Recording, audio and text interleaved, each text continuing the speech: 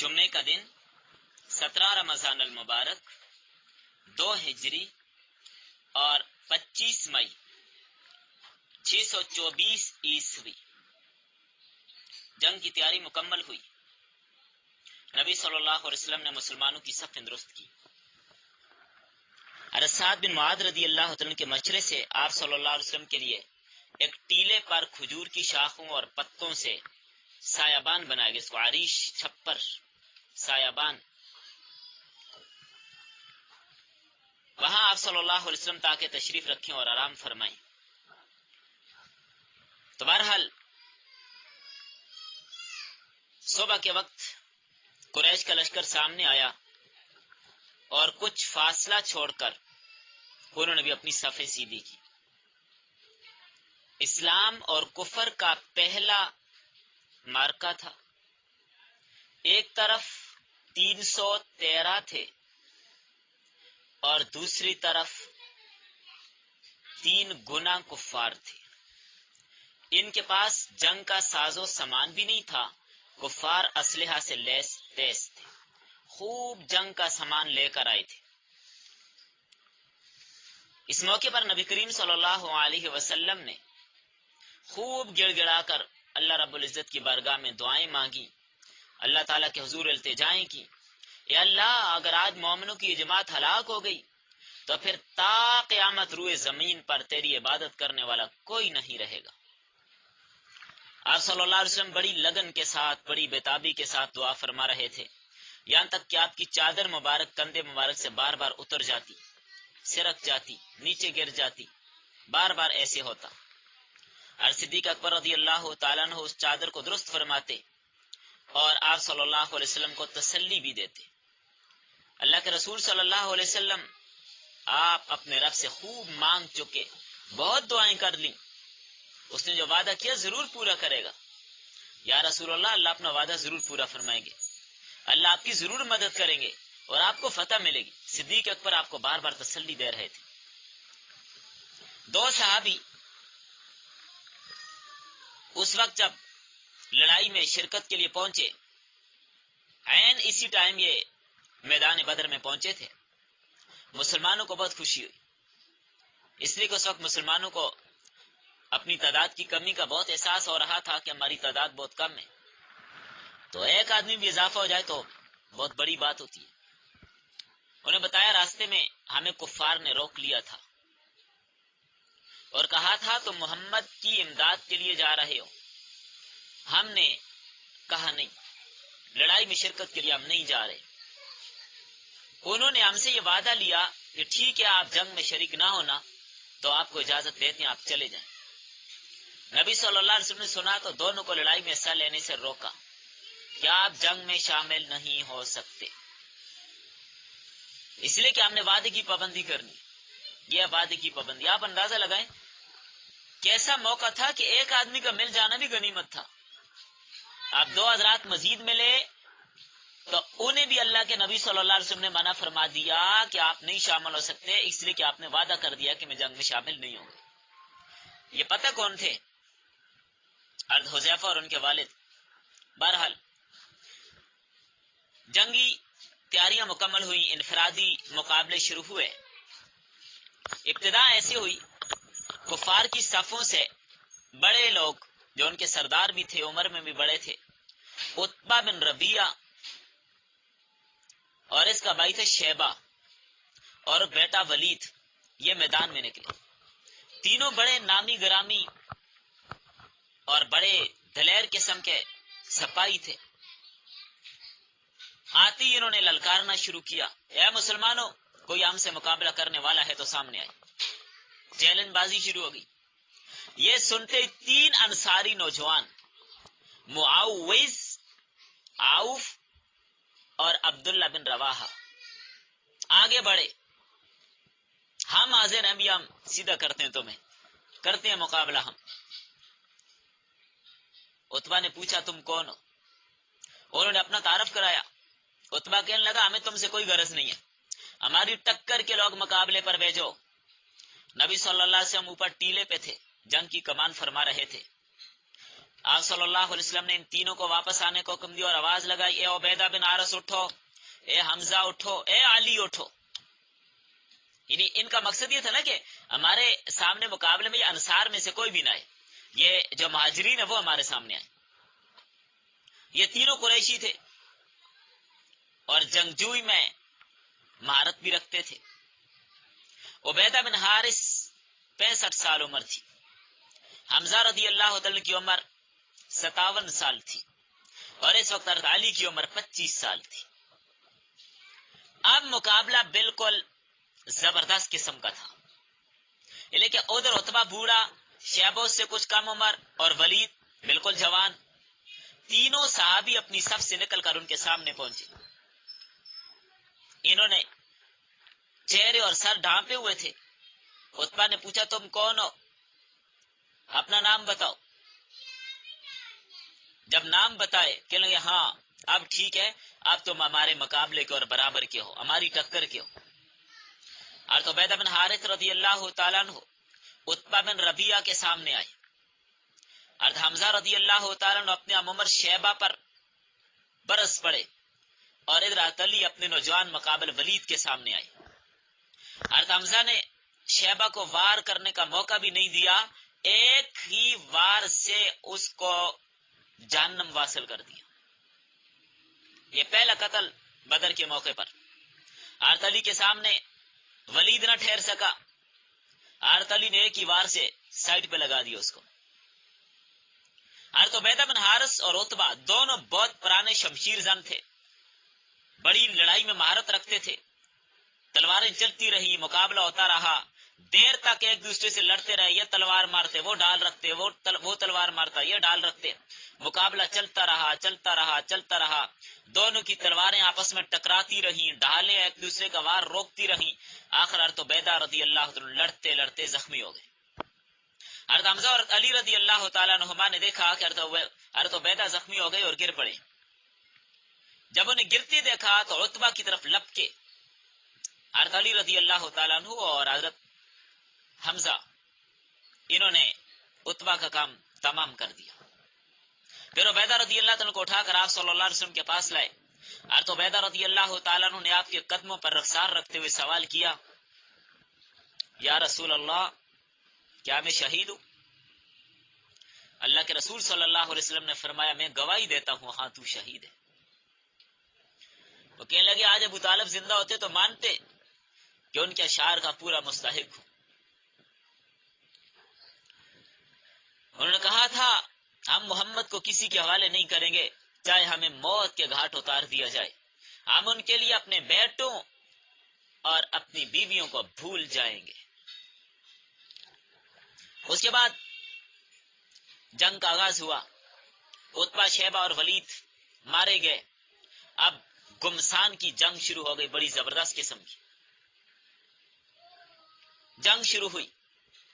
مسلمانوں میں سے سب سے پہلے حضرت عمر رضی اللہ تعالیٰ کے غلام مہجا یہ آگے آئے، شہید ہو گئے۔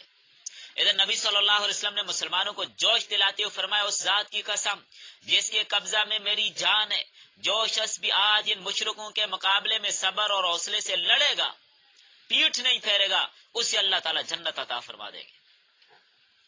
کچھ صحابہ محفوظ دستے کے طور پر پچھلی صف میں نبی صلی اللہ علیہ وسلم کے قریب موجود تھے آپ کی حفاظت کے لیے۔ ان میں تو عمیر بن حمام رضی اللہ تعالیٰ بھی تھے، ہاتھ میں کچھ کھجوریں تھیں اور کھا رہے تھے۔ جب اللہ کے نبی نے یہ الفاظ فرمائے کہ اللہ جنت میں جگہ دیں گے، وہ بول اٹھے کیا میں ان میں شامل ہو سکتا ہوں؟ فرمایا تم انہی میں سے ہو؟ کہنے لگے واہ واہ، تو میرے اور جنت کے درمیان اتنا سا فاصلہ ہے کہ کوئی مجھے قتل کر دے اور میں جنت میں پہنچ جاؤں، اتنا سا فاصلہ ہے۔ یہ کہہ کر کھجوریں پھینک دی کہ ابھی کھجور کھانے میں بھی دیر نہیں لگانی، میں نے ابھی جنت پہنچنا ہے۔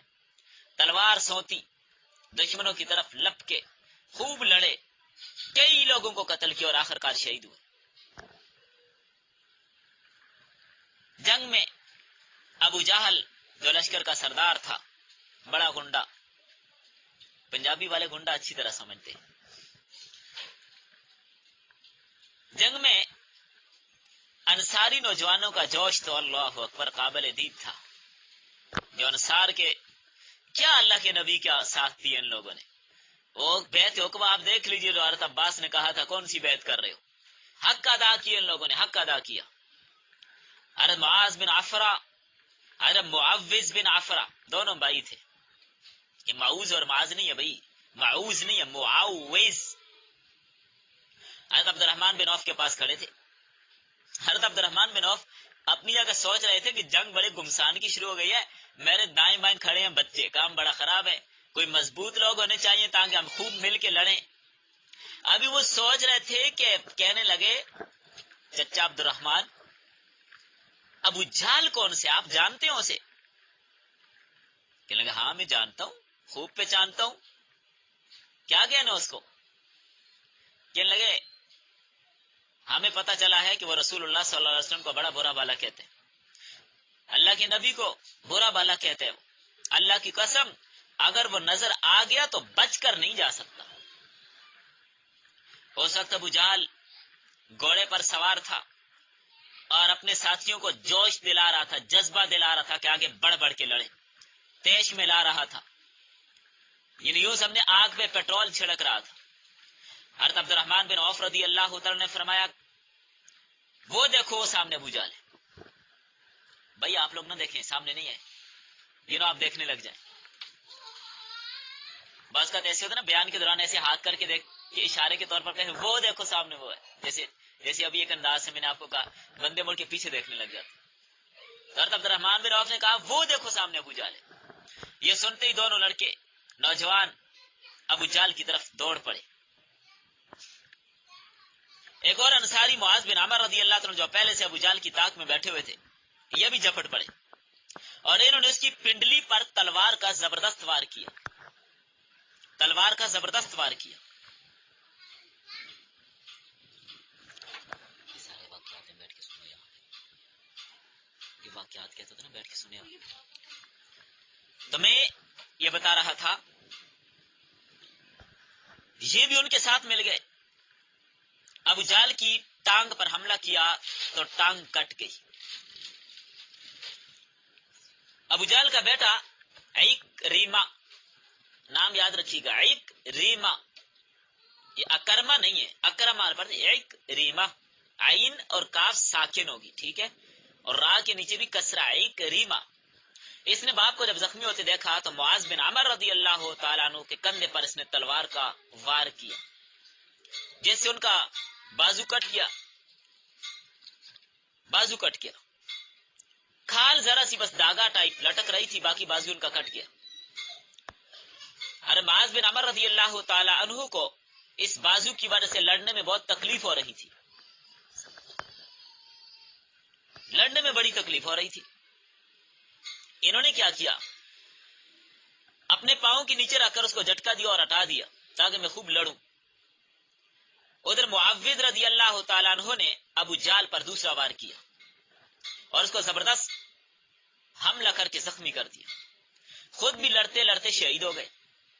ابو جہل خون میں لت پت ہوا، گھوڑے سے نیچے گرا. معاذ بن عفرہ اور معاذ بن عمر رضی اللہ تعالیٰ عنہما انہوں نے سمجھا کہ ابو جہل مر گئے.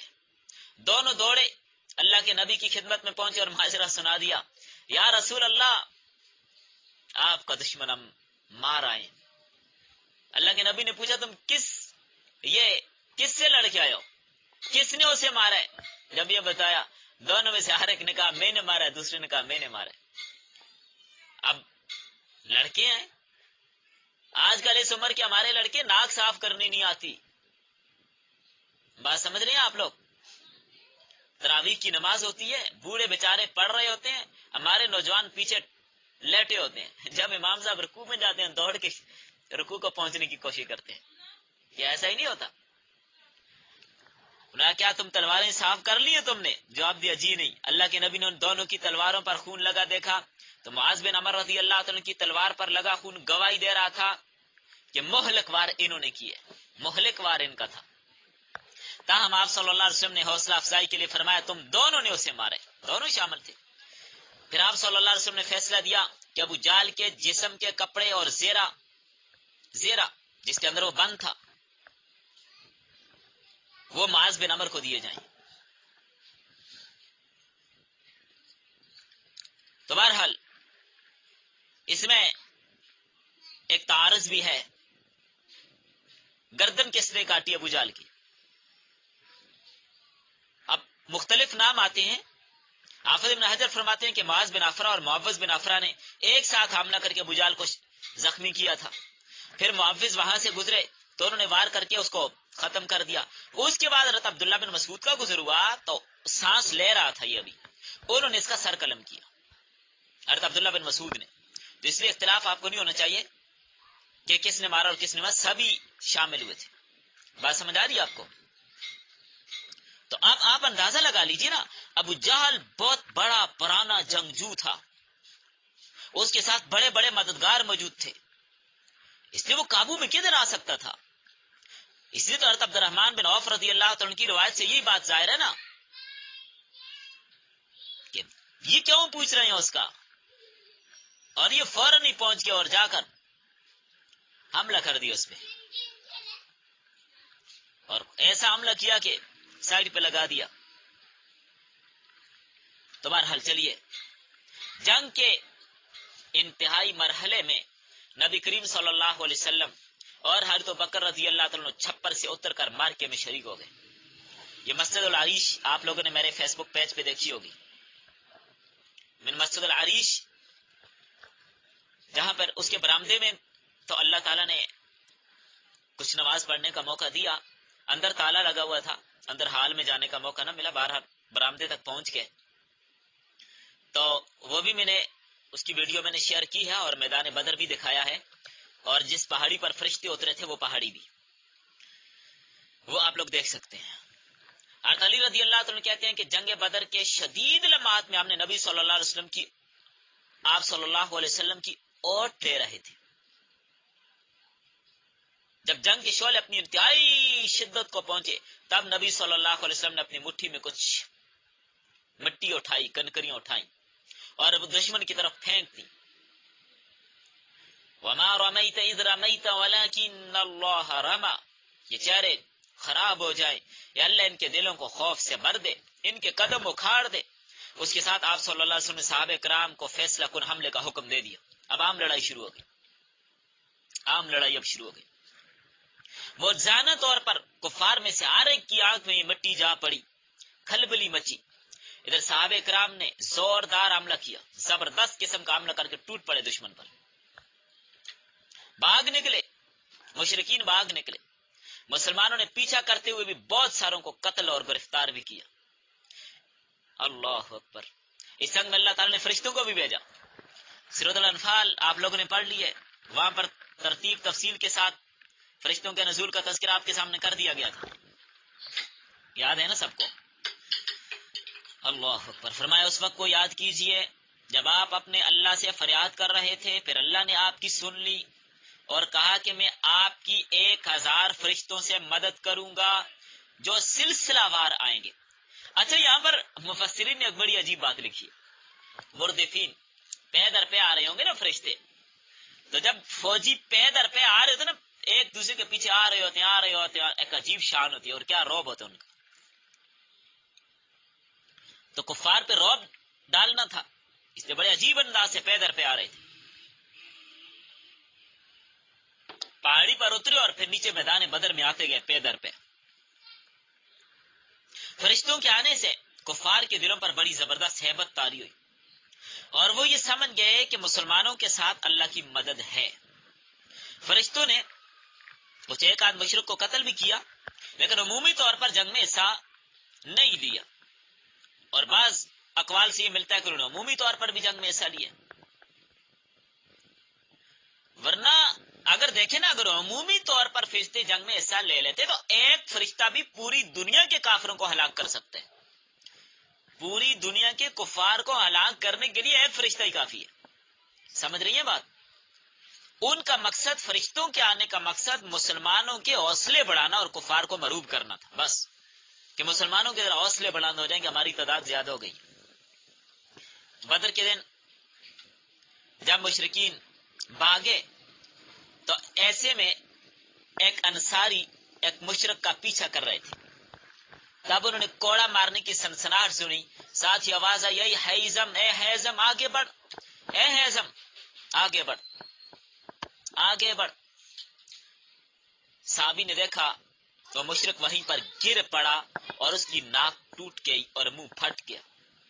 وہ صحابی نے اللہ کے نبی سے اس بات کا تذکرہ کیا، آپ نے ارشاد فرمایا تم سچ کہتے ہو، یہ تیسرے آسمان سے اترنے والا فرشتہ تھا، اور حیزوم اس کے گھوڑے کا نام تھا، حیزوم اس کے گھوڑے کا نام تھا۔ بدر کے دن مشرکوں کی مدد کے لیے ابلیس بھی آیا تھا، شیطان آیا تھا، کیونکہ اس کو پتا تھا کہ حق اور باطل کے درمیان فیصلہ کن مار کے آج حق غالب آ گیا تو اسلام کو ابھرنے سے، غالب آنے سے پھر روک کوئی نہیں سکے گا۔ عام حالات میں شیطان سامنے آ کر مدد تو اس نے کس انداز سے یہاں پر کی، میں عرض کرتا ہوں، برے سے برے آدمی کی بھی مدد وہ کرتا نہیں ہے، مگر اس دن کفر کی پسپائی سے بچانے کے لیے بڑا فکر مند ہو گیا تھا، بڑی تکلیف ہو رہی تھی اس کو۔ اب کیا کیا اس نے، ایک مشرک سردار سراقہ بن مالک کنانی اس کی شکل میں آیا اور شیطانوں کی ایک پوری فوج ساتھ لے کر آیا۔ ابلیس نے مشرکوں کو حوصلہ بڑھانے کے لیے کہا کہ میں تمہارے ساتھ ہوں، آگے بڑھو۔ جنگ کا آغاز ہوا، کہنے لگا آج کوئی تم پر غالب نہیں آ سکتا، میں تمہارے ساتھ ہوں۔ انہوں نے سمجھا کہ اور کوئی قبیلے والا ہماری مدد کے لیے آ گیا۔ جب جبریل علیہ السلام فرشتوں کے ساتھ مسلمانوں کی مدد کے لیے نازل ہوئے، اب شیطان نے دیکھا کہ جبریل آ گئے، اب کدھر رہ سکتا تھا، اب تو بدحواس ہو گیا، بھاگ گیا۔ مشرکین مکہ یہی سمجھے کہ سراقہ بھاگا ہے، جنگ میں شکست کھا کر مکہ پہنچے تو انہوں نے سراقہ کو خوب برا بھلا کہا اور کہنے لگے تم سب سے پہلے صفیں توڑ کر بھاگ نکلے اور جنگ میں ہمیں مروایا ہے۔ سراقہ بڑے حیران ہو کر بولا بھائی میں تو نہیں تھا، مجھے کیا پتا، مجھے تو معلوم نہیں، میں تو میدان بدر میں گیا ہی نہیں۔ لیکن مشرکین نے تو جھوٹ بولتا ہے، تو نے ہمارے ساتھ گڑبڑ کی ہے، تو وہ کام سارا لگا گیا تھا شیطان۔ بہرحال یہ بھی لمبا واقعہ کیسے آج چھوڑا کے بھاگا، بار چھوڑے میں آپ کو صرف ایک خلاصہ دے رہا ہوں پورے واقعہ کی طرف۔ کفار کی شکست اور پسپائی کے وقت کچھ مسلمان دشمنوں کا چھوڑا ہوا سامان جمع کرنے لگے، ان میں حضرت عبد الرحمن بن عوف رضی اللہ عنہ بھی شامل تھے۔ انہوں نے زیریں اٹھائیں، اتنے میں ان کی نظر قریش کے سردار امیہ بن خلف اور اس کے بیٹے پر پڑ گئی، حضرت عبد الرحمن بن عوف کی۔ امیہ بن خلف پتہ کون تھا؟ حضرت بلال کا آقا جو تھا، یہ بڑا ظالم آدمی تھا، اسی نے حضرت بلال پر اتنے ظلم کیے تھے۔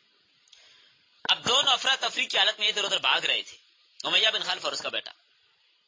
امیہ نے بھی انہیں دیکھ لیا، دونوں چونکہ ماضی کے زمانے میں دوست بھی رہے ہیں، تو امیہ نے ان کو پکارا، ابن عوف میں تمہارے لیے زیروں سے بہتر ہوں۔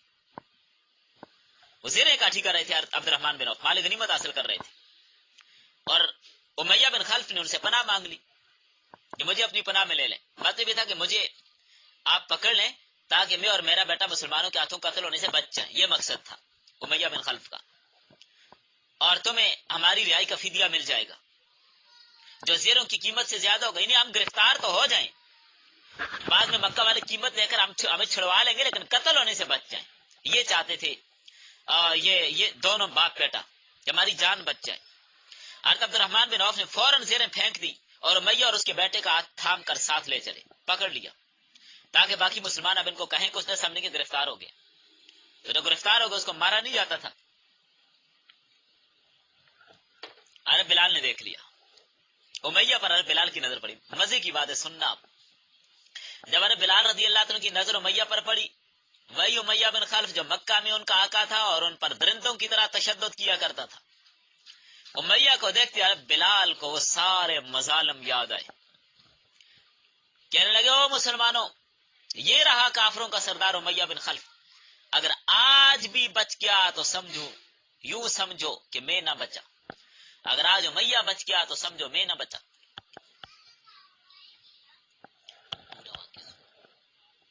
اگر آج یہ پورا واقعہ آپ تسلی کے ساتھ سنیں، اگر آج امیہ بچ گیا تو سمجھو میں نہ بچا۔ حضرت عبد الرحمن بن عوف رضی اللہ عنہ بڑے حیران ہوئے، کہنے لگے بلال یہ میرے قیدی ہیں، کیا تم انہیں قتل کرو گے؟ مگر اب بلال نے کوئی توجہ نہ دی، پکارتے رہے انصاریوں، اے اللہ کے دین کے مددگاروں، یہ کافروں کا سردار امیہ بن خلف ہے، یہ آج بھی بچ جائے تو سمجھو میں نہ بچا۔ انصار جو پہلی بھاگتے کافروں کو مار رہے تھے ڈھونڈ ڈھونڈ کے، وہ دوڑے اور امیہ اور اس کے بیٹے پر ٹوٹ پڑے۔ ادھر بلال رضی اللہ عنہ نے بھی اپنی تلوار سونتی، امیہ پر وار کیا اور تلوار اس کے بدن کے اندر گھس گئی، زخم لگا گئی، چیخ ماری امیہ نے، گر پڑا۔ عبد الرحمن بن عوف رضی اللہ تعالیٰ عنہ ان کو بچانے کے لیے اوپر گر پڑے، اوپر جھک کے تاکہ انصاری نہ ماریں، چھوڑ دیں۔ دائیں بائیں سے نیچے سے تلواریں مارنے لگے۔ انصاری نے کہا ہم سیدھا کر دیں اس کو۔ دائیں بائیں سے انہوں نے تیر اور تلواریں چبا چبا کر نیچے ہی باپ بیٹے کو موت کے گھاٹ اتار دیا۔ تو اس طرح مکہ کے ایک مظلوم غلام نے اپنی اذیت اور تشدد کا پورا پورا بدلہ بدر کے میدان میں لے کے چھوڑا۔ سمجھ آ گئی بات؟ حضرت عبد الرحمن بن عوف رضی اللہ عنہ جو امیہ اور اس کے بیٹے کو بچاتے بچاتے خود بھی زخمی ہوئے تھے، بعد میں یہ واقعہ یاد کر کے کہا کرتے تھے اللہ بلال پر رحم کرے، ان کی وجہ سے میری زیریں بھی گئیں، قیدی بھی گئے، زخمی بھی ہو گیا۔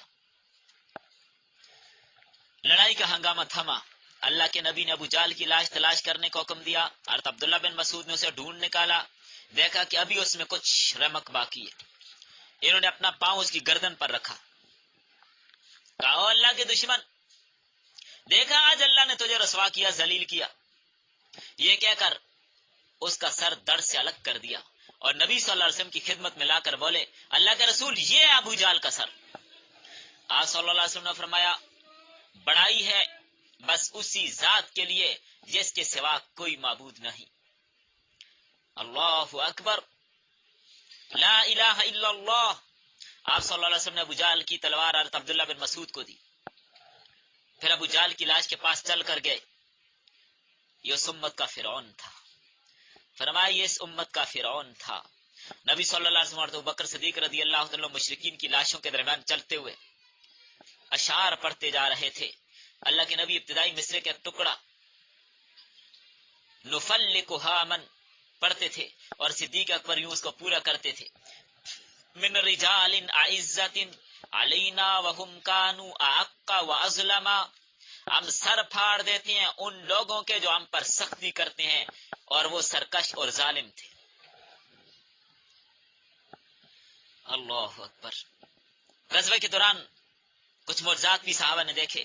این لڑائی کے دوران عکاشہ بن محسن، حضرت عکاشہ بن محسن رضی اللہ تعالیٰ عنہ کی تلوار ٹوٹی۔ آپ صلی اللہ علیہ وسلم نے ایک لاٹھی دے کر فرمایا عکاشہ اس سے لڑو، انہوں نے جو ہی آپ صلی اللہ علیہ وسلم سے وہ لاٹھی لی وہ ایک تیز دھار تلوار بن گئی۔ حضرت عکاشہ اس کے ساتھ لڑتے رہے۔ اللہ اکبر۔ البدایہ والنہایہ نے امام ابن کثیر نے لکھا یہ حضرت رفاعہ بن مالک کی آنکھ میں ایک تیر لگا، آنکھ پھوٹ گئی۔ آپ صلی اللہ علیہ وسلم نے ان کی آنکھ میں اپنا لعاب لگایا جس سے آنکھ فوراً ٹھیک ہو گئی، پھر کبھی اس میں تکلیف ہی کوئی نہ ہوئی۔ یہ معجزات بھی ظاہر ہوئے اس موقع پر۔ غزوہ بدر میں خون کے رشتوں کو ایمان کے سامنے قربان کرنے کی بڑی ایک عجیب کیفیت اور منظر کشی تھی۔ حضرت ابو عبیدہ بن جراح کے سامنے ان کا باپ آیا، ایک بار تو چھوڑ دیا مگر دوسری بار ایمانی غیرت نے للکارا اور ہر رشتہ بلا کر باپ کو قتل کر ڈالا، اس لیے کہ اللہ کے نبی کی دشمنی میں تھا۔ حضرت عمر فاروق کی تلوار اپنے ماموں کے خون سے ابھی رنگین ہوئی۔ مشرکوں کے ساتھ حضرت بکر صدیق کے بیٹے عبد الکعبہ یہ بھی تھے جو اس وقت مسلمان نہیں ہوئے تھے۔ اسلام لانے کے بعد یہی عبد الرحمن بن ابی بکر بنے، پہلے ان کا نام عبد الکعبہ تھا۔ جب یہ مسلمان ہوئے تو ایک دن اپنے والد حضرت بکر صدیق رضی اللہ عنہ سے کہنے لگے ابا جان بدر کی لڑائی میں آپ کئی مرتبہ میری تلوار کی زد میں آئے مگر ہر بار میں نے آپ کو چھوڑ دیا، آپ کو کچھ نہیں کہا، ابا جان ہے۔ صدیق اکبر کا جواب سنیں، صدیق اکبر کا جواب سنیں۔ اوسط الغابہ میں بڑے عجیب انداز سے اس کو نقل کیا۔ اوسط الغابہ جنگلوں کے شہر، 10,000 صحابہ کا تذکرہ اس کتاب میں، ضرور مطالعہ کیجیے، ابھی تو اردو میں ترجمہ ہو گیا اس کا۔ حضرت بکر صدیق رضی اللہ عنہ نے زبردست جواب دیا، فرمانے لگے بیٹا اگر تم اس دن میری زد میں آ جاتے تو میں ہرگز لحاظ نہ کرتا، اس لیے کہ اللہ کے نبی کے دشمن تھے۔ اللہ اکبر۔ غزوہ بدر کی خوشی کے ساتھ کچھ غم بھی۔ غزوہ بدر خوشی کے ساتھ ایک غم کا بھی عجیب منظر دکھاتا ہے۔ ایک طرف تو جب فتح بدر کی بشارت لے کر قاصد مدینہ پہنچا، مدینہ میں داخل ہو رہا تھا، دوسری طرف رسول اللہ صلی اللہ علیہ وسلم کی صاحبزادی رقیہ رضی اللہ تعالیٰ عنہا دنیا سے رخصت ہو رہی تھی، کئی دنوں سے شدید بیمار تھی۔ رسول اللہ صلی اللہ علیہ وسلم نے ان کے خامند حضرت عثمان غنی رضی اللہ تعالیٰ کو ان کی تیمارداری کے لیے مدینہ چھوڑا تھا کہ آپ نہ جائیے، آپ یہیں رہیے۔ نبی صلی اللہ علیہ وسلم، حضرت عثمان بڑا زور لگا رہے تھے کہ میں جنگ میں جاؤں، لیکن آپ صلی اللہ علیہ وسلم نے پیچھے چھوڑا، بیٹی کی خدمت کے لیے کوئی بھی نہیں تھا۔ تو نبی صلی اللہ علیہ وسلم تکبیریں بلند کرتے صحابہ کے ساتھ مدینہ جب پہنچے، نعرہ تکبیر لگاتے ہوئے مدینہ میں داخل ہوئے، آپ کی بیٹی، آپ کی لاڈلی جنت البقیع کی ٹھنڈی خاک میں دفن ہو گئی تھی، ان کو دفن کیا جا رہا تھا، اس وقت آپ مدینہ داخل ہوئے۔ بہرحال یہ بھی ایک الگ واقعہ ہے۔ یا رقیہ رضی اللہ تعالیٰ کی سیرت جب آپ پڑھیں، بناتے نبی صلی اللہ علیہ وسلم اور ازواج نبی صلی اللہ علیہ وسلم، تو ان کے حالات الگ سے مذکور ہوں گے، لیکن اس طرف ابھی ہم نہیں جا سکتے۔ بہرحال مدینہ کے باشندے جب مدینہ میں پہنچے اور آگے مدینہ سے ان کا استقبال ہو رہا تھا، ایک اور خبر سنی، جزیرۃ العرب سے باہر کی دنیا میں بھی کوئی کایا پلٹ سے کم بات نہیں تھی۔ وہ رومی جو چند سال پہلے ایران سے شکست کھا گئے تھے، نہ صرف اپنے کافی سارے ایشیائی مقبوضات بلکہ اپنے مقدس صلیب سے بھی محروم ہو گئے تھے، ایک بار پھر اپنے نئے نوجوان ہرقل، یا اس کو ہیراقل بھی پڑھتے ہیں، ہیراقل، تو اس کی کمان میں شام اور عرب کی سرحدوں پر ایرانیوں سے جا ٹکرائے تھے۔ اس خبر سے مسلمانوں کی اور خوشی ہو گئی، اس لیے کہ اس واقعے کی پیشن گوئی قرآن کریم چند سال پہلے دے چکا تھا، جب رومی شکست کھا کر ایشیا سے بھاگ نکلے تھے اور بظاہر ان کا دوبارہ واپس پلٹنا اور جیتنا کوئی امید افزا نہیں تھا، بہرحال دوبارہ ان کو بھی فتح ہو گئی۔ چلیں آ جائیے، شہدائے بدر اور کفار جو مقتول ہوئے ان کی تعداد کیا تھی؟ غزوہ بدر میں 14 مسلمان شہید ہوئے، 6 مہاجر اور 8 انصاری۔ سعد بن ابی وقاص رضی اللہ تعالیٰ کی ان کے چھوٹے بھائی تھے عمیر بن ابی وقاص، یہ بھی اس لڑائی میں شہید ہوئے۔ عبیدہ بن حارث جو عتبہ سے لڑتے ہوئے شدید زخمی ہو گئے تھے، جنگ کے اختتام پر واپسی کے سفر میں راستے میں جام شہادت انہوں نے نوش کیا تھا۔ نبی صلی اللہ علیہ وسلم نے انہیں اپنے ہاتھوں سے قبر میں اتارا۔ قریش کے 70 بڑے بڑے سردار مارے گئے، 70 افراد مارے گئے، جن میں ان کے نامور سردار اور سپہ سالار شامل تھے، اور اتنی کفار گرفتار بھی ہوئے جنہیں قیدی بنا کر مدینہ لایا گیا۔ ان میں نبی صلی اللہ علیہ وسلم کے چچا عباس، داماد ابو العاص اور علی رضی اللہ عنہ کے بڑے بھائی عقیل، یہ بھی شامل تھے، یہ سب بعد میں مسلمان ہو گئے تھے، یہ سارے۔ اب قیدیوں کے ساتھ معاملہ کیا کیا گیا؟ اب یہاں سے نبی صلی اللہ علیہ وسلم کے اخلاقیات کو بھی دیکھ لیجئے۔ مشورہ طے پایا، صدیق اکبر نے عرض کیا، یا رسول اللہ، یہ لوگ آپ کے خاندان اور قوم کے ہیں، میری رائے ہے کہ فدیہ لے کر انہیں چھوڑ دیں، اس طرح ہم اپنی طاقت میں اضافہ بھی کریں گے، اور یہ توقع بھی ہے کہ ہمارے حسن سلوک سے یہ لوگ بعد میں مسلمان بھی ہو جائیں۔ تو نبی صلی اللہ علیہ وسلم نے عمر سے پوچھا، آپ کیا کہتے ہیں، تمہاری رائے کیا؟ عمر کمال آدمی تھے، عمر کی رائے تو پھر عمر والی ہوتی ہے نا، آپ کو پتہ ہے۔ حضرت عمر کہنے لگے، اے اللہ کے رسول، ان لوگوں نے آپ کو جھٹلایا، آپ کو وطن سے نکالنے کے بعد بھی نہ چھوڑا، جنگ کی۔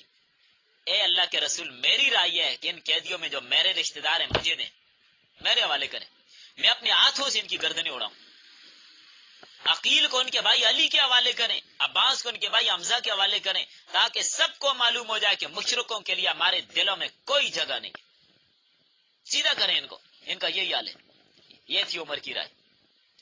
رسول اللہ صلی اللہ علیہ وسلم اس وقت خاموشی اختیار فرما رہے ہیں۔ کچھ دیر بعد حکم دیا کہ قیدیوں کو فدیہ لے کر چھوڑ دیا جائے۔ آپ صلی اللہ علیہ وسلم نے سب قیدی 2-2 4-4 کر کے صحابہ میں بانٹ دیے، اور تاکید کی کہ ان کے آرام کا بھی خیال رکھنا۔ ایسا بھی ہوا کسی صحابی کے گھر میں کھانا کم پڑ گیا تو خود نہیں کھایا، قیدی کو کھلایا، خود کھجوروں پہ گزارا کیا۔ اور مصعب بن عمیر رضی اللہ عنہ کے بھائی ابو زہر بھی قیدیوں میں تھے، وہ کہتے ہیں مجھے جن انصاریوں کے سپرد کیا گیا تھا جب وہ کھانا لاتے تو میرے سامنے روٹی رکھتے تھے اور خود صرف کھجوروں پر اکتفا کرتے۔ تو قیدیوں کے رشتہ دار فدیے کی رقم لے کر آتے رہے اور انہیں آزاد کرا کے لے جاتے رہے۔ جو قیدی غریب تھے اور فدیہ ادا کرنے کے قابل نہیں تھے ان سے بھی وسعت کا سلوک کیا۔ ان میں سے کچھ لوگ لکھنا پڑھنا جانتے تھے، ان سے کہا گیا چلو مدینہ کے 10 بچوں کو لکھنا پڑھنا سکھا دو، پھر تمہیں چھوڑ دیں گے۔ بہرحال یہ سب تو ہوا، مگر اللہ تعالیٰ کی طرف سے سورۃ الانفال کی آیات میں اس طرح فدیہ لے کر چھوڑنے پر تنبیہ آ گئی کہ اللہ چاہتے تھے کہ کافروں کی جڑ کٹ جائے، کیا ایسا کیا؟ حضرت عمر کے حق میں حضرت عمر کی رائے کے مطابق وحی آئی۔ حضور صلی اللہ علیہ وسلم کے داماد ابو العاص بھی گرفتار ہوئے تھے، تو قانون تو سب کے لیے تھا نا، تو ان سے بھی فدیہ مانگا گیا، لیکن ان کے گھر میں دینے کے لیے کچھ بھی نہیں تھا۔ مجبور ہو کر ان کی اہلیہ حضرت زینب رضی اللہ تعالیٰ عنہ جو نبی صلی اللہ علیہ وسلم کی بیٹی تھی، مکہ میں تھی وہ، پیچھے ابھی آپ کو بتایا تھا نا وہ ہجرت کر کے نہیں آئی، ابھی اپنے خاوند کے ساتھ مکہ میں تھی۔ مکہ سے انہوں نے اپنا ہار بھیجا آپ صلی اللہ علیہ وسلم کی خدمت میں۔ بیٹی کا ہار دیکھ کر نبی صلی اللہ علیہ وسلم کی آنکھوں میں آنسو آ گئے، اور پتہ ہے یہ ہار حضرت خدیجہ رضی اللہ تعالیٰ عنہ کا ہار تھا، حضرت خدیجہ کا ہار تھا جو انہوں نے اپنی بیٹی کو رخصتی کے وقت ہدیہ دیا تھا۔ آپ صلی اللہ علیہ وسلم اپنی بیٹی کے ساتھ نرمی برتنا چاہتے تھے، اور آپ کی کوشش یہ تھی کہ کوئی حل کیا جائے، کوئی احتیاط نکل آئے۔ آپ نے صحابہ سے مشورہ کیا، کیا کہتے اس کے بارے میں؟ اگر مناسب سمجھو تو یہ ہار میں واپس کر دوں اور ایسے ہی ابو العاص کو چھوڑ دوں۔ صحابہ آپ کی ایک مسکراہٹ کے لیے زندگیاں لوٹانے کو تیار تھے، بخوشی بات مان لی کہ آپ اپنی بیٹی کا ہار واپس کر دیجئے اور ابو العاص کو ویسے ہی چھوڑ دیجئے۔ لیکن ان سے یہ وعدہ لیا کہ مکہ پہنچ کر زینب کو مدینہ بھیج دیں گے، اس لیے نبی صلی اللہ علیہ وسلم کی بیٹی تھی، دیار کفر میں رہ رہی تھی، اسلامی شان کے خلاف تھا، اور شاید اس لیے بھی کہ حضور صلی اللہ علیہ وسلم کو رقیہ رضی اللہ تعالیٰ کی کمی بھی محسوس ہو رہی تھی، ابھی ان کا انتقال بھی ہو گیا تھا۔ ابو العاص نے اپنا وعدہ پورا کیا، مکہ جاتی ہی اپنی بیوی کو اپنے بھائی کنانہ بن ربیع کے ساتھ مدینہ بھیج دیا۔ اچھا، اس کے بعد غزوہ بدر کے بعد رمضان کے آخری ایام میں صدقہ فطر واجب ہوا تھا۔ یہ صدقہ فطر جب پہلی دفعہ واجب ہوا، حضور صلی اللہ علیہ وسلم نے 27 رمضان کو صحابہ سے خطاب کر کے انہیں حکم دیا کہ نماز عید سے پہلے پہلے کھجوریں، کشمش یا جو میں سے کسی ایک جنس کا 1 سا یا گندم کے تقریباً 2.25 کلو نصف سا صدقہ فطر میں ادا کیے جائیں تاکہ فقراء مستغنی ہو جائیں، اور چونکہ موقع مال کی مناسبت سے صدقہ فطر کی بات آ گئی تو یہ بھی اسی موقع پر اس کا وجوب بھی ہوا۔ باقی نماز عید وغیرہ کی مشروعیت بھی اس کے بعد ہوئی، وہ انشاءاللہ کل کے سبق